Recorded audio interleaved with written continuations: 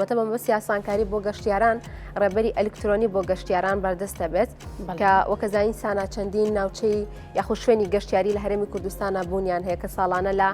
وەرزە جیاوازەکانە بەشێکی زۆر لە گەشتیاران لە ناوخۆی وڵات و لە دەرەوەش بامان شێوە سەردانی شوێنە گەشتیاریەکانەکەن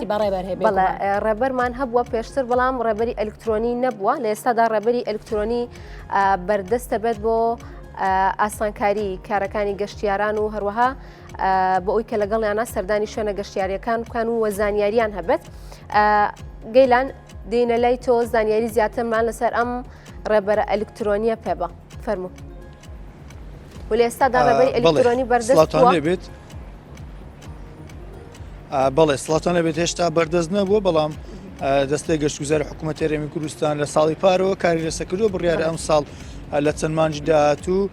ڕێبەرە ئەلکترۆنیە گەشتیارێکە بەردەست بێت. دیارە مەبەستی ئەو ڕێبەرە ئەلکترۆنیە کە دەستەی گەشتگوزار دروستی دەکاتن بۆ مەبەستی ئاسانکاری زیاترە بۆ گەشتیاران ئەو گەشتیاران لە شارەکانی عێراقیان ناوخۆ سەردانی ناوچە و شوێنە گەشتیارەکان دەکەم بۆ ئاسانکاری زیاتری ئەوان لە ڕێگەی ئاپێکەوە ڕێبەرە گەشتیارەکە بە هەرسێ زمانی کوردی عەرەبی ئینگلیزی دەکەوێتە بەردەستی گەشتیاران و هاوڵاتیان دەبێت زانیاری زیاتر لەبارەی ڕێبەرەکەەوە سوودی چێ بۆ گەشتیارەوە کە دەکەوێتە بەردەستی هاوڵاتیان و گەشتیاران. ئیبراهیم عەبدولمەجید وتەبێژی دەستەی گەشتگوزارم لە زانیاریمان زیاتر لەبارەی ڕێبەرەکە پێدادکە. ئیبراهیم بەیانتیان باش سوپاسبوون دەرفەتە ئەگە پێمان بڵێ باز لەو ئەپلیکیشنە ڕێبەرە گەشتیارێ بکەی کەی دەکەوێتە بەردەستی هاوڵاتیان و سوودێکیش بەگشتی بە کەرتی گەشتیاری لە هەرێمی کوردستان دەگەێنێت. زۆر سپاس بەیانیتان باش. دیارە لە چوارچێوەی استراتیژیەتی دەستەی گەشت و گوزار بۆ پەرەپێدانی کەرتی گەشتیاری لە هەرێمی کوردستان لە ئێستادا لەگەڵ کۆمپانیایەکی کەرتی تایبەت بە سوودوەرگرتن لە تەکنۆلۆژیای سەردەم لە هەوڵی دروستکردنی ڕێبەری ئەلکترۆنی گەشتیاریداین. دیارە ئامانچی لە دروستکردنی ئەم ڕێبەرە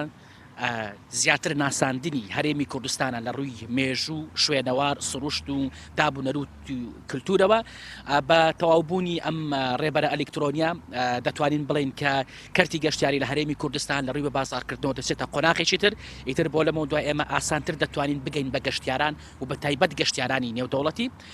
بەشێکی خۆشبەختانە زۆری کارەکان تەواو بوو دەتوانین بڵێم زیاتر لە 185 کارەکان تەواو بوون لە ماوەیەکی نزیکی داهاتوودا ئێمە بە شێوەیەکی فەرمی ڕای دەگەێنین گەشتیاران و تەنانەت هاونیشتمانیانی خۆشمان دەتوانن ئەو ئەپلیکیشن دابەزێنن دەبەن دابەزاندی ئەپلیکیشنەکە بە خۆڕایە لەسەر سیستەمە جیاوازەکانی iOS ئەندروید و سیستەمەکانی تر کار دەکات. زۆر باش ئەگە باس لە تایبەتمەندەکانی ئەو ئەپلیکیشن بکەن تایبەتمەندێکی گرنگتەیە گەشتیاران بتوان سوودی لێ ببینن. بەڵێ دیارە بە تەواوەتی ئەپلیکیشنێکی سەردەمیانەیە تەواوی ئەو تەکنیکە و تەکنۆلۆژیایتیدا بەکارهێنراوە کە لە ئێستادا پێی گەیشتوین.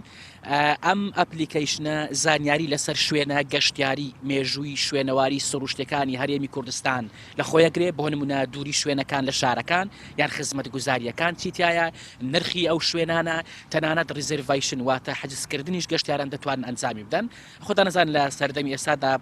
بەڕاستی زۆر باوی ڕێبەری وەرەقی نەماوە گەشتیار کاتێ دێتە هەر وڵاتێک هەر لە داخلبوونی بە وڵاتە لە فڕۆکەخانە بیان لە دەواازێنێن دەوڵەتەکان ڕاستە و خۆ سمارتفۆنەکەی دەردێن و بە دوای ئەپلیکیشنێکدا دەگەڕێت. بۆیە ئێمە گەشتبینین بەوەی کە بەڕاستی ئەم ئەپلیکیشنە دەتوانین بڵێن کە گەشت و گوزاری هەرێمی کوردستان لە ڕێی بازارکردن دەباتە قۆناغێکی تر و ئاسانکاریەکی ئێجگار گەورە دەبێت و هەنگاوێکی دروستیشە بە ئاراستەی زیاتر ڕاکێشانی سەرنجی گەشتیارانی نێودەوڵەتی. کۆتا پرسیاریانی دیاریکراوە کاتەکە کەی دەکەوێتە بەردەستی هاوڵاتیان و گەشتیارن و ئەو ڕێبەرە گەشتیاری ئۆفلاینە خود بڵێن ئۆنلاینە. پرسیارێکی جوانە سەبارەت بە کەی تەواو دەبێت گوتم زیاتر لە 185 کارەکان تەواو بوون هەندێک کاری تری تەکنیکی ماوە بەڵام پێم وایە کە لە دوو مانگی داهاتووی تر بە شێوەی فەرمی دەکەوێتە کار بەڵێ بە ئۆفلاینیش ئیش دەکا یەک جار پێویستە تۆ ئینتەرنێتت هەبێ کە لەسەر موبایلەکەت داد بەزان ئیتر پێویست بە ئینتەرنێت بێت لە هەر شوێنێک بێ زانیاری تەواوت پێدەدا لەسەر ئەو شوێنە ینی گەشتیارێک ئەگەر هیچ زانیاریشی نەبێ ئیتر ئەم ئەپلیکیشنە ئەلکترۆنیای بەسە بۆ ئەوەی ئاشنا بێ بە سروشت و مێژوو شارستانیەتی هەرێمی کوردستان هەموو ڕوەکە. دەستان خۆش سپاس بۆ زانەرەکان ئیبراهیم عەبدولمەجید و تێبێژی دەستەی گەشت و گوزاری حکوومەتی هەرێمی کوردستان بەڵێ ئەمە وەکو گوێبیستی بوون وەکو میوانەکەشم ئاماژەی بوودا کە ڕێبەرە گەشتیارێکە سەتا زیاتر لە 5 تاوبەت چاوەڕ دەکرێت لە دوومانجی داهاتوو بەتەواوی بکەوێتە بەردەستی هاوڵاتیان و گەشتیاران کە کار ئاسانێکی ئەگزار زۆری بۆ گەشتیاران دەکە بەتەوێت بۆ ناسینەوەی شوێنە گەشتیارەکان و تەنانەت نرخی خواردن و خواردنەوەکانیش لەو ئەپلیکیشن دیار دەکرێت. سپاس بۆ میوانەکەشت. سپاس بۆ تەواوی زانیاریەکانت.